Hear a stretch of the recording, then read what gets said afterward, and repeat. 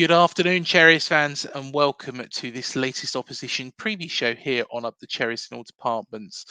So, after that impressive 2-2 draw against Aston Villa at Dean Court, we're on the road again for a midweek game against Crystal Palace. Easily our bogey side, so there's not a lot of confidence going into this one, even though there should be from some of members of our faithful. To actually preview this game, we have a regular special guest coming on, and it is a pleasure to welcome back on from Eagle Eyed Football, Rich. Welcome back to the show, Rich. How you doing, mate? I'm doing good, I guess. Like, a bit nervous about tomorrow's game, but yeah, we'll see. But thank you so much for the invite once again. Not a problem at all. It's always a pleasure to have you on here. And let's be honest, you should be feeling a bit more confident considering you are effectively our bogey side in the Premier League, aren't you? I would like to think so, yeah. But at the same time, that is when we have all our players fit, Yeah. which is not necessarily the case this time around. So, yeah, we'll wait and see. It'll be an interesting game. Yes, most definitely. And you have the return of Jefferson Lerma. He's been back a couple of weeks, as we were saying off air. How's he been since he's been back? Brilliant. Brilliant. I can see why most Bournemouth fans were not happy that he was leaving. Obviously, they missed him. They sent him off with obviously good wishes. I guess I think the one downside is losing a player of that quality for nothing. I think that's obviously the biggest from a Bournemouth perspective. But he's joined us. He's fitted in well, formed a great partnership with Chet Decore. Unfortunately, he's injured. Had a very interesting role against West Ham where he was everywhere. And that kind of sums us up at the moment with our midfield, because with no Ebbs, no Decore, like he has to kind of like take the ball by the horns, really, and defend and attack. So yeah, this is why tomorrow's game is going to be weird and interesting. But he's been great. He's been great for us. Just looking at the Palace midfield, it is incredibly strong. When you look at it, when all of the players are fit, Eberechi Eze is somebody I wanted here. I've never, ever hid that. When he was at QPR, I always said he's the man to go after. Of course, you got Michael Olise, who scored a wonder goal the other week, didn't he? And honestly, those two, Eberechi Eze and Michael Olise, how pivotal are they, and how good have they been for Crystal Palace this season? I'll answer the first bit because that's the easy bit to answer. The second bit's not so easy to answer. They're vital to what we do. They bounce the ball with each other. They know each other's game. They're a headache because when there's the two of them, it gives defenses a headache because it's not like, we only need to defend against Ebbs or we only have to defend against Michael. There's problems all over the pitch. The problem is this season, and this is where the second part is regarding being pivotal. Michael Olise only just returned back against Everton, so that's 2 weeks ago.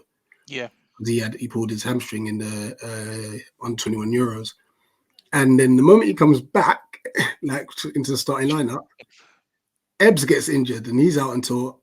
I mean, apparently he's trying to force his way back into training, but the doctors are trying to really tell him to just calm down.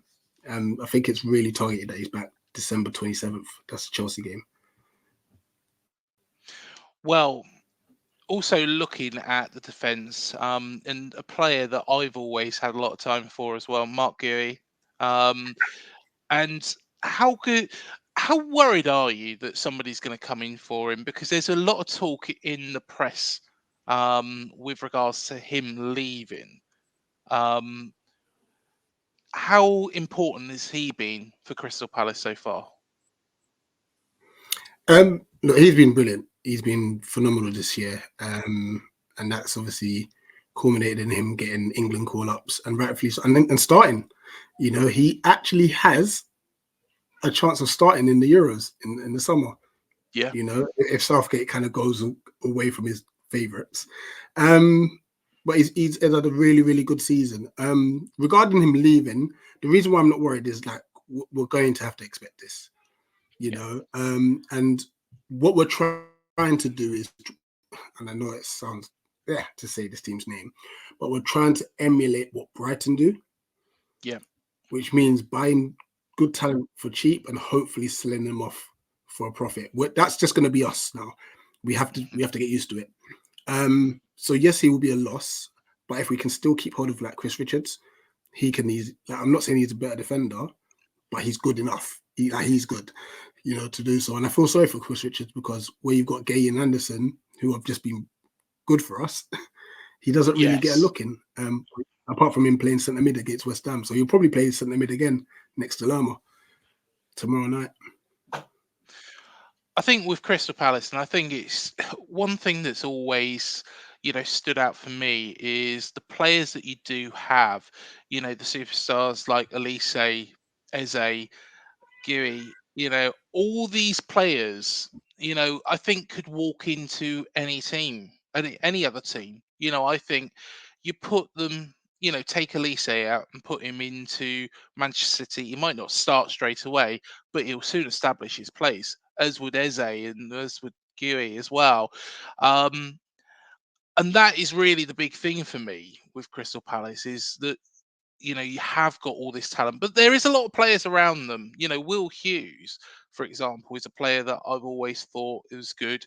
Of course, he started his career back at was it Watford, and then he went to Derby, if I'm right in thinking, or was it Yeah, the and then other he way went back. around? It might be the other way round. Yeah, the other way around. Yes, started at Yes, Derby. yeah, yeah. But he's he's solid player. And when these players are sold off, how confident are you that you can keep the momentum going? With the players that you've got, fixed in there, like AU as well. Again, Jordan AU's always been a fantastic striker.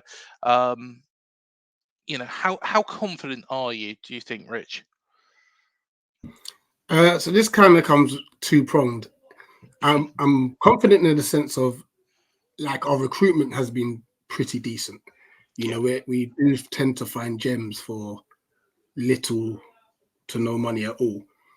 Hmm. On the flip side, though, we've got a academy that's booming right now, but Hmm. our current manager is not giving them a chance.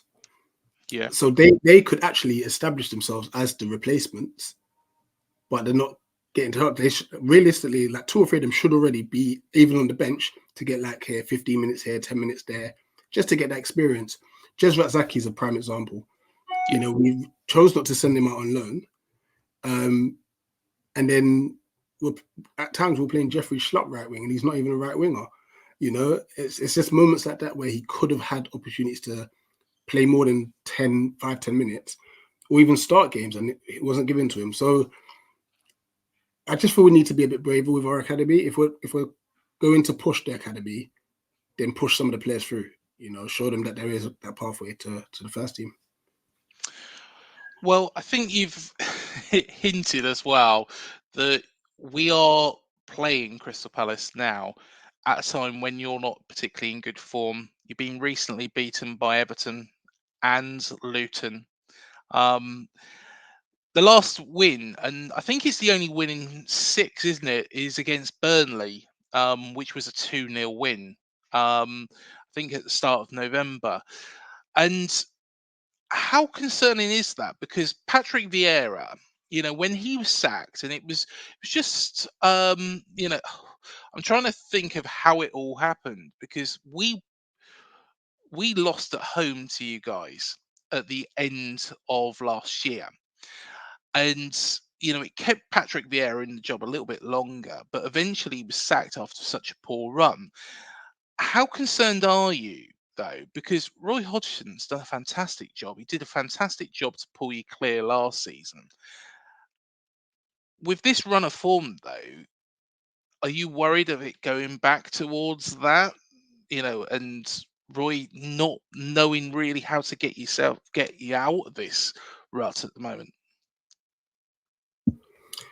Yeah, I mean, unfortunately for Roy, I think he's reverting back to type, which is a negative thing for a club like us. Like all of a sudden, Vieira's made it more attractive to watch, especially the first season. Second season, it wasn't as great. But we've got the players that can go and express themselves and be more free flowing and attacking, which Roy did when he came back. When he came back, oh my gosh, we were playing free flowing. I couldn't believe it. It was almost as if they were like, Roy was like, just go and play. Just go and play. Go and enjoy yourself. Don't worry if you concede a goal. Don't worry if you fall behind. Just go and enjoy yourself, lads. But this season's been a lot different. He's picking the same players, even if they're off form. We're playing a lot more defensive, so it means the only few attacking players that we have due to injuries, they're doing more defensive work than attacking work, which is the problem.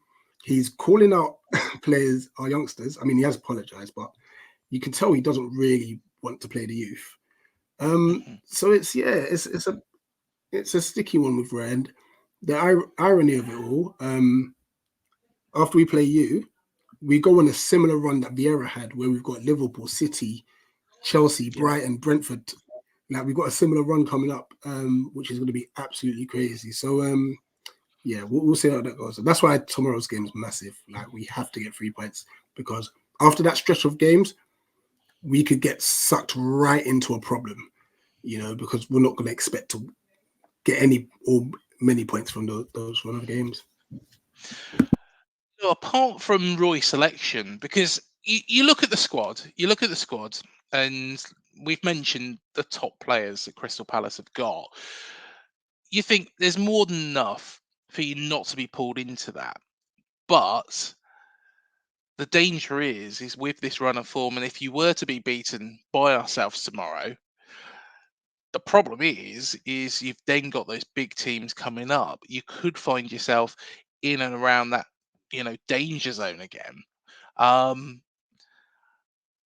What do you feel, apart from the selection, might have gone wrong? The board. The board. Honestly, like Roy hadn't been backed as well. So that's the one saving grace for Roy, in my personal opinion. He wasn't backed either. We bought Dean Henderson. Why? We bought Rob Holding. Why? Yes, you can call it cover, but come on, like we have more pressing issues. We've still got Joe Ward at right back, and Nathaniel Klein's his backup. 32 and 34-year-olds. So we needed a right back.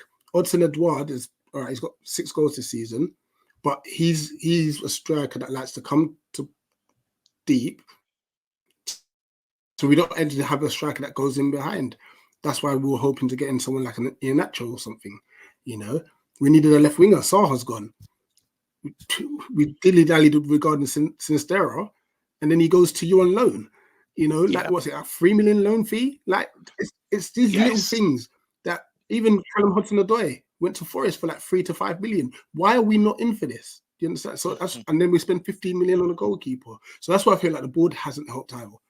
And what doesn't help is that there's rumours that, because obviously we're doing a new stand, like extending the main stand, that we may not have money in January and we're going to save everything for the summer. And I don't think that's a good idea, because we're short. And all these injuries, I tell you, are a prime example of that. Well, you're coming up against a team that are in form. Finally, Iraola seems to be getting it right. How much have you seen of us since, we've started winning, since that Burnley game? How much have you seen of us, and what do you feel? Because we were bad, at points earlier on in the season against Everton, beaten 3-0 away from home. It was a shambolic performance. The Brighton game where we just capitulated. Have you seen much of Bournemouth, and how impressed are you with us recently? You know what it is? As much as, and this is my opinion, as much as things were really rough at the start, you could see there was a picture he was trying to paint. Yeah.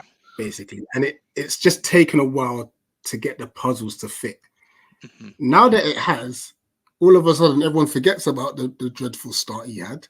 Yeah. Because the players have now understood and brought into a philosophy. And that's the thing with managerial appointments, especially from abroad. It's going to take time, you know. And I guess on your part, it's good that you stuck with him. By the looks of it as well, he's got a settled 11. Yes. Another player, Semenyo, who we should have got. Vieira wanted him. He seems to be on fire at the moment. And Oh, he's brilliant. your recruitment's been brilliant too. You know, you got players like Tavernier, who's I think a very good player. Solanke is now hit form. You've got Sinistera, who obviously injury wise that may or may not start. And yeah, I mean, to think that I've even mentioned Billing, I don't know if he's been injured or anything, but I think it's Christie and Cook now, like all the midfield players. You know, Justin Kluivert as well. Justin Kluivert's been there you brilliant. go, another one. You know, the caliber of players you lot of signing, it shows there's value in the market, and it's just I hope we can do that. Like, just be bold and brave and spend money. I think, to be honest, Rich, I was one of the people that was turning around and saying, I don't know really if Iraola's got it in him. I was wondering after that Everton game, and was kind of saying, you know, he's got a better squad than O'Neill had, you know, to work with, but wasn't getting the results. I think now he's kind of proven me wrong, which is great thing. Great thing. And now it's found its rhythm. The two players that I think are fantastic linking up is Justin Kluivert and Semenyo. Semenyo is brilliant. He's brilliant. You know, before he got here, I was told that he would blow hot and cold. That sometimes he was fantastic for Bristol City, unplayable. Sometimes he just didn't really affect the game at all. I've got to be honest, since he's been here, every game he's been involved in, you know, he's affected and he's been really, really, really positive. Really, really positive. Do you feel that those two are the two that you've got to look out for tomorrow night? Yeah, those are the two. And like I said, well, Solanke with his form at the Yeah. moment. Obviously, for us, a plus side is Gay and Anderson against the more physical sort of strikers. I think they've done okay. They had Calvert-Lewin recently. As much as Everton beat us, Calvert-Lewin didn't. I wouldn't say he did much in that Yeah. game. You know, so and I think Solanke kind of fits that build to an extent. So hopefully, if we can keep him quiet, then he won't be able to link up play how he normally has been. The Clivert one will be interesting how we deal with that. You know, like I said, that would be check the Corey's department to just kind of douse any fires, you know. And I don't know which side obviously Semenyo's going to play, but if he plays up against Mitchell, that'll be a decent battle. Yeah. But if he plays up against Ward, he will have a field day. And I think because of his form, I think Iraola will know that and say, listen, I need you to do your job on the left-hand side for me today. Or Yeah. tomorrow. And both of them can actually switch between. Semenyo, of course, played on the right against Aston Villa at the weekend. You know, I think, you know, it's quite doable that he'll move over to the left, and Marcus Tavernier will move over to the right hand side. But it'll be interesting to see what he'll do. And I think personally, I think he'll stick with the same side that played against Aston Villa without a shadow of a doubt. We'll come on to predictions in a moment, but I just want to cover off one final one of your recent results, which is that defeat by Luton Town. Now, I think it's safe to say, looking at this table and how it's panning out, Sheffield United are going to have to really do something to get out of it, as I think Burnley will. I think those two are in real danger. But Luton is the one which I said at the start of the season had probably the least quality, but the most fight about them. And do you feel that it's going to be that bottom three? The three that come up will be the bottom three, or do you feel that they could, considering you've played them, you've been beaten by them, that it's not all done and dusted, that there is possibly going to be a real fight on at the end of this season. Funny enough, I said very early in the season, before they even beat us, Mm, that I think Luton will be the one of the three. Luton will be the one, yeah, personally, because I'd seen enough in their home games to suggest that they've got fight in them. They've got fight, and minus I think the Brighton game where they were kind of like the makers of their own downfall. yeah, Their away form they may not have won many, but they've competed.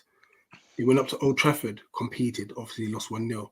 At home to Liverpool, competed, drew 1-1. Should have held on, I think, in that game. They deservedly beat us. Deservedly. I'm like, this obviously Luton's a team that we should be beaten, but we deserve them. At most, we deserve to draw. At most, because they were fantastic, tactically brilliant all around the pitch. Mm-hmm. So I think their home form, and even Spurs as well. I forgot about that game. They were very close against Spurs to obviously get something from that. Their home form is incredible. Obviously, initially I did think Bournemouth were going to be a bit in trouble, but they've started to pick up form, which brings up the question about Forest. Yeah. And I might even chuck Fulham in there because they were unlucky against Liverpool, but they're a bit like. But then again, we could fall into that category as well, especially after tomorrow's. If we win tomorrow's game, I think it gives us a bit of breathing space. Yeah. And that'll take us up to 19 points, which will actually. It doesn't sound too bad when you say it like that. Yeah. And we take that. And funny enough, when I look at the fact that we're on 16 points, realistically, we'll think, actually, well, you know what, we've got more points than games. But on the flip side of that, like you said, the Everton defeat, the Luton defeat, draw at home at Forest, draw at home with Fulham, those 4 games in itself, oddly enough, could have taken us up into a European spot, and that's the margins of the Premier League, where on one hand, we really should have about 7 more points. And on the flip side, we could probably go on and get no points in the next 6, So listen, this is why I'm just kind of annoyed with us. Like we haven't kicked on, which is a bit frustrating. Well, I think it's prediction time because it's a big game. There is 3 points between the teams. You've got a lot better goal difference than us, so we're not going to overtake you unless there is an almighty swing. But how do you reckon this is going to go, Rich? I've gone 2-1 Palace, but out of hope. Is that the heart speaking, or that's the heart to be speaking? fair, you have been playing well. I have to give you that, but you are susceptible. That you do concede quite a few goals, and I'm hoping that's something we can exploit.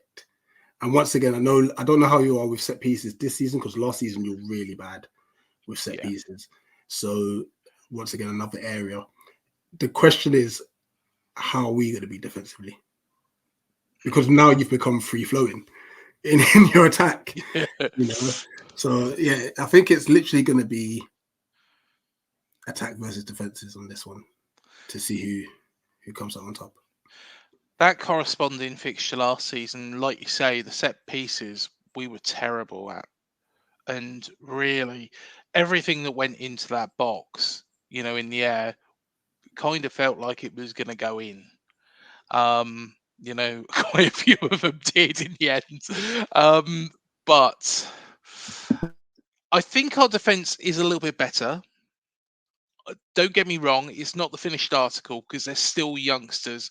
Zabania and Senesi are building up a real partnership there in the centre of defence. You've got Kirkes on the left and Adam Smith on the right-hand side. Neither of those two are very big defenders. The middle two are, got a bit of height about them. But thinking with my head, I think, Heart says, a Bournemouth win. It always will do.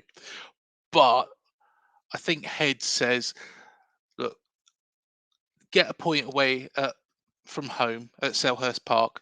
I take that. I take that all day long. Take that all day long at this time of the season. But play like we did against Aston Villa, because we were very, very good. There's no reason why we can't beat anybody in that bottom half of the league. On our day, that's not going to happen every game. And part of me wishes that had come up against somebody like Wolves, where we could have taken all 3 points, rather than Aston Villa, which is always going to be a difficult game. To be honest, we're the same. It's like we went to Old Trafford and won 1-0 to Luton. Like, it's just yeah. So I'd rather that sort of performance come against Wolves or against Everton, because we would have beaten them all day long. But at the same time, I think a 1-1 draw wouldn't be a bad result at Crystal Palace, considering you are our bogey team. You probably will end up beating us because of that sole reason that we can't beat you. You are the Preston of the Premier League until they get promoted.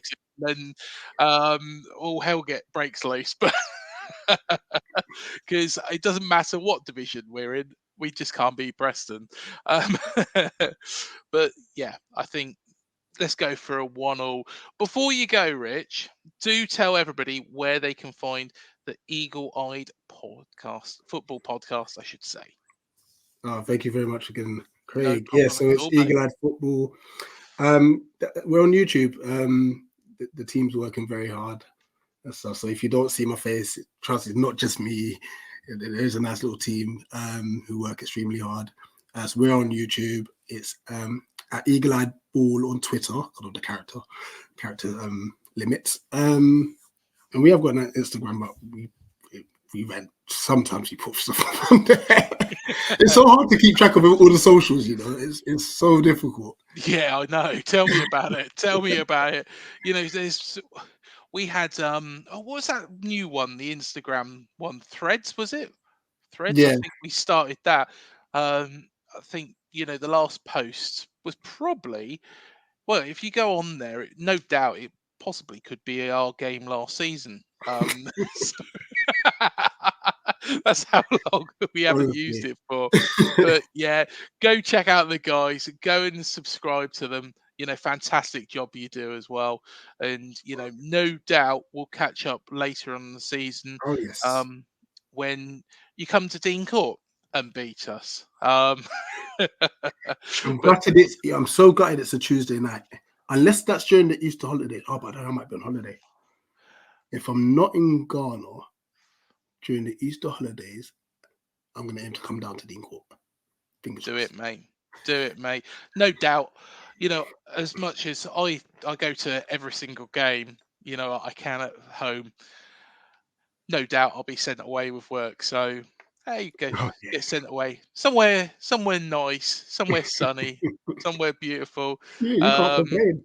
No, I can't really complain, to be honest. But yeah, oh no, I've missed the Crystal Palace game, but here I am, sunning myself in Bali.